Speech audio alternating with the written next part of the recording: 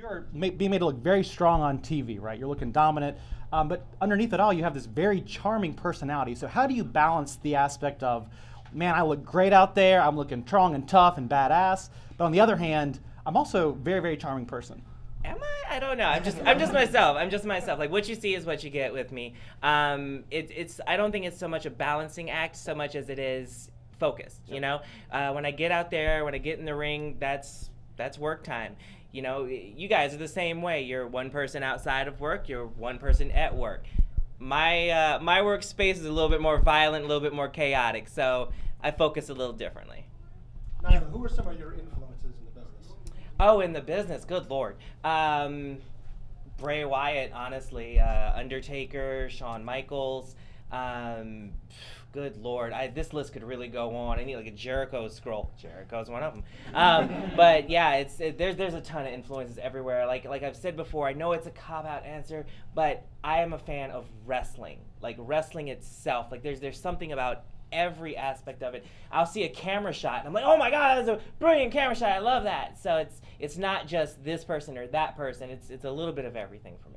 On the panel, you had a lot of quick one-liners and all that kind of stuff. Now, as you guys go to TV and things like that, do you think your promos are something that maybe the fans haven't gotten to see a lot? And with you coming to TV, do you think that that's something that your promos are going to stick out from everybody else with? You know? If I can be a little cocky, I guess. Yeah, with a acting and performance background, I do think I have a bit of an edge on some people. I do think the improv has helped sharpen my wit, if you will. So I'm a little bit of an edge to process things a little bit faster. But yeah, I think I've got some things up my sleeve, and we'll see how that play out. In AEW, you guys have got Jim Ross there, and he's such a great mind.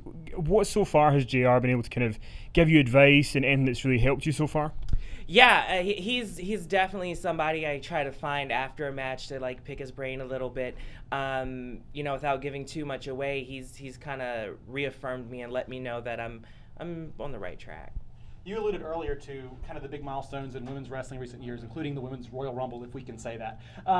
For you going into 2020, 2021, what are the big milestones you see ahead of All Elite Wrestling, but really women in wrestling, and where you want to help take the business? Good Lord, what a question. Well, you know, I would love to be the first women's champion in AEW. I would love to represent the business, represent a new kind of woman at the forefront of entertainment and media, in all honesty. I would love to do a little bit of crossovers. You know, we're going to be on TNT. They've got some great television shows on TNT. If we could get some of our talent, you know, a little bit of a talent share, if you will. Selfishly, if I could guest appear on some shows. You know, I used to see Haku on, like, what show is that, like, way back when, whatever. But, yeah, doing things like that I think would be a great way to bring in the casual fan, if you will. And with our product structured the way that it is, I think once they get eyes on it, they'll be hooked. Is there a TNT show you want to star on or guest star on that you can think of? Claus. So you mentioned in the panel some of the people that you're looking forward to face in AEW. What are your thoughts on a match with yourself and Awesome Kong? I've said it before and I've said it again. I want that. I'm petitioning AEW behind the scenes. I'm pestering the office, not just for revenge or retribution, but just selfishly, I want that. Just to test myself. That's right. We did shows in the UK with Kong last week, and she talked about you, and she mentioned about how she's going to be working backstage, and that she wants to give back to the business, and she sees you as someone. She sees a lot of herself in you. Is that something she's kind of expressed to you, and do you? What do you kind of feel when you hear things like that? I have heard that, and that is very humbling. Kong is someone I've also looked up to. You know, Trish Stratus, she was the first person I've seen in her demeanor, someone as gorgeous as she was, but she went out there and wrestled and gave it her all. Lita is someone who was absolutely fearless. Kong just totally paradigm shifted the game. So these are women that I've looked up to. Having one of them backstage with me, that's a dream come true. In terms of the LGBTQIA community, I think having TNT and having your ability to be there is an awesome thing. Can you speak a little bit about the role of being a representative, but also not a token, and being seen as just the other? I think it's just that. The way everything has been approached and whatever word I'm looking for, kind of put out there. It's not been about being a token and like, hey, check out the black trans women we got. It's just kind of been like, hey, check out Nyla Rose. Oh, right, this is also what's going on with her. And I think that's a huge deal, and I think that's what hasn't turned people off from the whole thing. Let me grab this guy. He's been trying to ask a question for like 19 minutes. When you were first signed with AEW, you were positioned as the powerhouse in the women's division. Now with Awesome Kong and Aja Kong in the division, where does that put you, and how do you stand out from that? I think I stand out a little bit. I have a martial arts background. My power level's over 9,000, and I kind of paced myself a little bit in some of the other matches. Call it a rookie mistake, call it what you will, whatever. I took my time. I'm new to this stage of the game. It took my time to kind of get the lay of the land. Not going to make that same mistake again. I can move a little bit faster than I let on, and I got some more agility than I may have alluded to. So I think I've got some things up my sleeve that is going to shock everybody. What disciplines did you train in, and how do you think your martial arts background will serve you in AEW?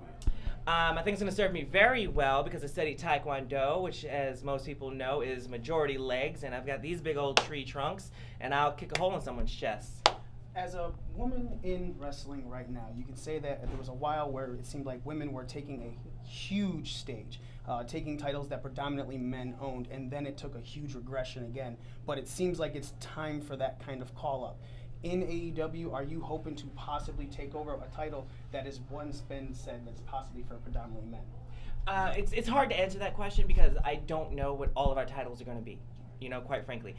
If we're following the standard structure of professional wrestling, we have the world title, the heavyweight title, the main event, whatever. You have a mid-card title, get your tag titles, yeah.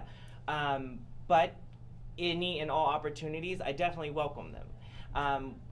Kind of to touch on something a little bit, subconsciously, we've kind of been taught as an audience that women's wrestling is a secondary thing, usually called a special attraction match or this, that, and the other throughout time. Well, now we're seeing that shift where the focus is being put on women's wrestling, and it's no longer a special attraction, it's just wrestling. It's just a different match type, different competitors, and all that. So I think there will come a time when women athletes are competing for your, intermittent title or your just straight up tag team titles, if you will. Two more guys. With AEW coming out, and a lot of fans are looking at them and seeing a possible another wrestling war like what happened in the 90s with that other company. Specifically looking at the women's division, what do you think that AEW is going to do with their women's division to set them apart from the competition and the other so-called women's revolution that's happening at that other company as well? In my opinion, totally my opinion, I think the big key factor is that women's wrestling has been a focus from the ground up. I've said this before. You build a house, you got to lay down a strong foundation. Women's wrestling hasn't been an afterthought in AEW. We don't even consider it women's wrestling. It's just, like I said, wrestling. It's just the women's division. But it's a part of the foundation. So we're building that strong foundation with all the talent we have, with the women's roster. That's only going to carry over throughout the remainder of the product, and I think it's going to make the overall product that much stronger.